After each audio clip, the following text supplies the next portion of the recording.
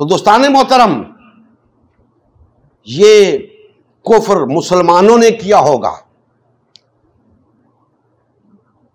आप कह सकते हैं कि जिन लोगों ने दीन को छोड़ दिया, ये उनकी बात हो रही है।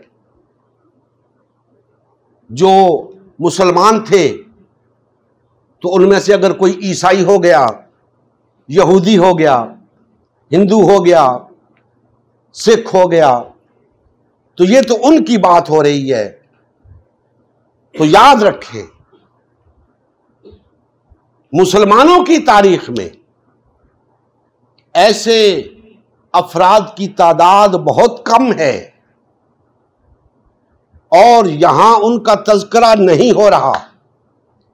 यहां तो दो वाज़े ग्रोहों की बात हो रही है कि एक ग्रोह ऐसे लोगों का होगा जिनके चेहरे सफेद होंगे, एक ग्रोह ऐसे लोगों का होगा जिनके चेहरे स्याह होंगे।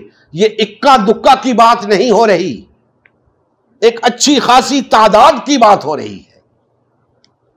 और अला वजहिल बसीरत में यह समझता हूं कि ये उन लोगों की बात हो रही है जो ईमान लाने के बाद कुफ्र करते हैं और डंके की चोट पे कहते हैं कि हमसे बड़ा मोमिन कोई नहीं।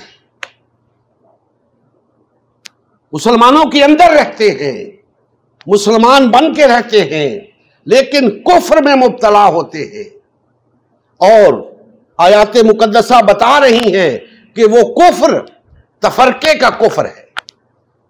आज तफरके में मुब्तला लोग डंके की चोट पे कहते हैं कि हमसे बड़ा मुसलमान कोई नहीं, हमसे बड़ा तौहीद परस्त कोई नहीं, हमसे बड़ा मोमिन कोई नहीं। कुरान कह रहा है ऐसे लोग ईमान लाने के बाद काफिर हो चुके। हमें किसी को पिन पॉइंट करके यह कहने की जरूरत नहीं है कि तुम ईमान लाने के बाद काफिर हो चुके हो। हर शख्स इतना फहम रखता है कि ईमान लाने के बाद अगर कुरान तफरके को कुफ्र कह रहा है तो कहीं वो तफरके में मुब्तला तो नहीं। वो ये बात समझ सकता है और उसे समझनी चाहिए। हमें कहने की जरूरत नहीं कि तुम ईमान लाने के बाद कुफ्र कर चुके हो, तुम ईमान लाने के बाद कुफ्र कर चुके हो। हर शख्स अपने गिरेबान में झांक कर यह जान सकता है कि अगर वो तफरके में मुब्तला है तो ईमान लाने के बाद कुफ्र कर चुका है और उसके लिए सख्त अजाब है। कयामत वाले दिन ऐसे लोगों के चेहरे स्याह होंगे और उनसे कहा जाएगा कि क्या तुम ईमान लाने के बाद काफिर हो गए थे? तो दोस्ताने मोहतरम, ये इतनी शदीद वईद क्यों है, इतनी सख्त सजा क्यों है? याद रखें कि वहदत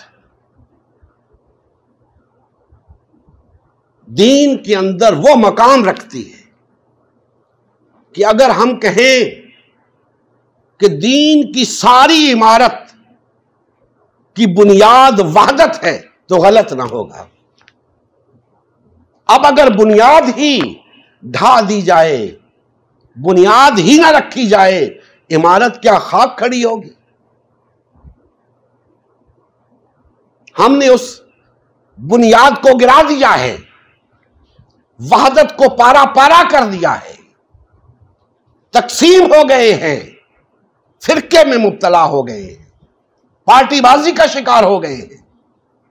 वहदत खत्म हो चुकी है, तफरका उरूज पर है, पार्टीबाजी उरूज पर है। तो आज ये आयात मुकद्दसा हमें मुतनब्बे कर रही हैं, आगाह कर रही हैं कि मुसलमानों, तुम्हारा ये तफरके में मुब्तला होना ये मामूली जुर्म नहीं है, ये कुफ्र है। और इसकी सजा ये है कि क़यामत वाले दिन इस कुफ्र में मुब्तला होने वालों के चेहरे स्याह होंगे, उन्हें सख्त अजाब होगा। ये ईमान के बाद कुफ्र इख्तियार करने के मुतरादिफ है। अब दोस्तान मोहतरम, इससे वाज़ेह बात और क्या कही जा सकती है। लेकिन अफसोस कि आज ये दीन की ये हकीकत लोगों को नहीं बताई जाती, आम मुसलमानों को नहीं बताई जाती। आम मुसलमानों से दीन की हकीकत पोशीदा रखी जाती है। वजह क्या है? वजह फकत यह है कि अगर दीन की हकीकत सामने आ गई तो तफरके का पर्दा चाक हो जाएगा, पार्टीबाजी का राज अयां हो जाएगा, दुकानदारियां खत्म हो जाएंगी, दुकानें बंद हो जाएंगी, मफादात का खेल खत्म हो जाएगा। लिहाजा हकायक पे पर्दा डाला जाता है। और यह आयत मुकद्दसा बता रही है कि जिस तरह यहूद और नसारा ये बात जानते थे कि हक क्या है, उसके बावजूद तफरके में मुब्तला हो गए।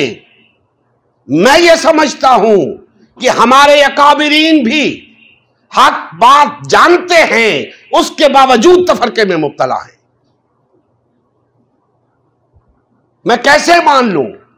इतने बड़े बड़े उलमा, शयूख, मुफ्तियान कराम, मुज्तहिदीन एज़ाम इस हकीकत से नावाकिफ हों कि दीन हमें वहदत का दर्स देता है, तफरके से मना करता है। कौन सा आलिम होगा जो इस हकीकत से आगाह ना हो? मैं उसे आलिम समझता ही नहीं जिसे यह मालूम ना हो कि दीन के अंदर तफरका जुर्म है, कुफ्र है, हराम है, ममनू है। और जिसे यह भी पता ना हो कि वहदत लाजिम है, वहदत दीन की बुनियाद है, वहदत दीन की असल है। सब जानते हैं, जानते बूझते वहदत को तर्क कर रखा है, तफरके को इख्तियार कर रखा है। और जानते बूझते वाज़े अहकामात आ जाने के बाद हमसे ज्यादा वाज़े अहकामात किसके पास आए होंगे? मुसलमानों से ज्यादा वाज़े अहकामात किसके पास आए होंगे कि यह किताब अल्लाह ने नाज़िल फरमाई, कुरान, अल्लाह के आखिरी नबी हजरत मोहम्मद मुस्तफ़ा सल्लल्लाहु अलैहि वसल्लम तशरीफ लाए, इस कुरान पर अमल करके दिखाया। इससे वाज़े अहकामात और क्या हो सकते हैं? अगर इसके बावजूद, इन अहकामात के आ जाने के बावजूद हम तफरका करते हैं तो यह कुफ्र नहीं तो और क्या है? जब ये अहकामात हमें वाज़े तौर पे बता रहे हैं कि हर हाल में वहदत इख्तियार करके रहना, एक जमात बन के रहना, आपस में जुड़ के रहना, बाहमी रिश्ते अखुवत में मुंसलिक रहना, भाई भाई बन के रहना, इज्तिमाइयत इख्तियार करके रहना, सीसा पिलाई हुई दीवार बन के रहना, जसदे वाहिद की तरह रहना। जब ये अहकामात वाज़े हैं, इसके बावजूद अगर तफरका किया जाता है तो ये कुफ्र नहीं तो और क्या है? इसीलिए इसकी इतनी शदीद वईद आई है, इसीलिए इतनी सख्त सजा आई है इसकी।